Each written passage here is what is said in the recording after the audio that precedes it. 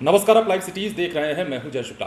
देखिए, देश के दिग्गज समाजवादी नेता शरद यादव के निधन के बाद पूरे देश के राजनीतिज्ञों में शोक की लहर दौड़ गई है। पूरे देश की ही नहीं बल्कि बिहार की राजनीति की खासतौर पर अगर बात कर लेते हैं तो यहाँ के नेता भी शोकाकुल हैं। तेजस्वी यादव को आपने सुना, वो काफी मर्माहत है। नीतीश कुमार ने भी उन्हें श्रद्धांजलि अर्पित की। तो लालू प्रसाद यादव, जो कि सिंगापुर में इलाजरत हैं, उन्होंने भी वीडियो संदेश जारी कर शरद यादव को भावभीनी श्रद्धांजलि दी। काफी भावुक भी नजर आए। लेकिन अब राहुल गांधी, जिन्होंने शरद यादव के निधन की खबर सुनने के बाद तुरंत ही उनके आवास पर जाने का फैसला लिया और दिल्ली स्थित उनके आवास पर जब राहुल गांधी पहुंचते हैं तो देखिए नजारा कैसा होता है। तस्वीरों के माध्यम से हम आपको दिखा रहे हैं कि शरद यादव की बेटी राहुल गांधी को पकड़ करके जो है वो रोने लगती हैं। माहौल ऐसा है कि आप खुद ही समझ सकते हैं। किसी के पिता के जाने का गम क्या होता है वो हम बताएंगे क्या, आप खुद समझ रहे होंगे। ऐसे में राहुल गांधी जब उनके आवास पर पहुंचते हैं तो माहौल काफी गमगीन रहता है। उनकी बेटी जो है राहुल गांधी से लिपटकर रोने लगती है, काफी पिता के जाने का दुख प्रकट करती हैं। तस्वीरें हम आपको दिल्ली से दिखा रहे हैं जो हमारे संवाददाता सौरभ ने भेजी है। अब ऐसे में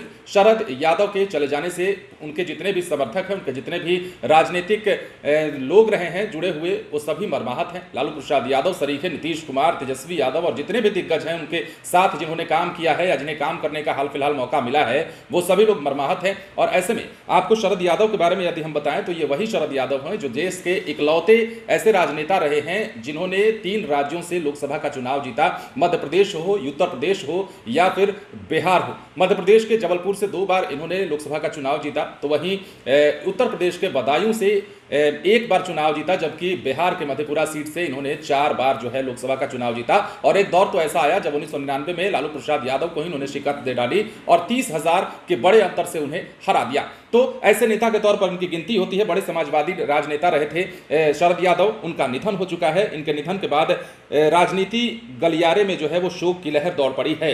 शरद यादव के बारे में यदि और बताएं तो वो जहां भी रहे, राजनीति के न केवल कद्दावर नेता रहे बल्कि तत्कालीन राजनीतिक गतिविधियों के केंद्र में भी रहे। वे लोकदल, जनता दल यूनाइटेड और राष्ट्रीय जनता दल के प्रमुख नेता रहे। और शरद यादव की गिनती ऐसे नेताओं में होती है जो बिहार में खासतौर पर किंग मेकर की भूमिका में रहे हैं। कई बार उन्होंने बड़े बड़े नेताओं को जो है आगे का रास्ता प्रशस्त किया है और उनमें मददगार साबित हुए हैं। इन्होंने 1977 में युवा लोक दल के अध्यक्ष का और 1978 में लोक दल के महासचिव का पद संभाला। बाद में 89 में जनता दल के महासचिव बने और फिर पार्टी के सदस्य बोर्ड के अध्यक्ष भी बने। 1995 में उन्हें जनता दल के कार्यकारी अध्यक्ष बनाया गया। 2 वर्षों के बाद ही 1997 में वे पार्टी के विधिवत अध्यक्ष बन गए थे। और आपको याद होगा 2018 में ही नीतीश कुमार से अलग होकर उन्होंने लोकतांत्रिक जनता दल का गठन किया था। हालांकि 2022 में राजद में उन्होंने अपनी इस पार्टी का विलय कर लिया था। लेकिन अब शरद यादव के दिल्ली वाले आवास पर माहौल काफी गमगीन है।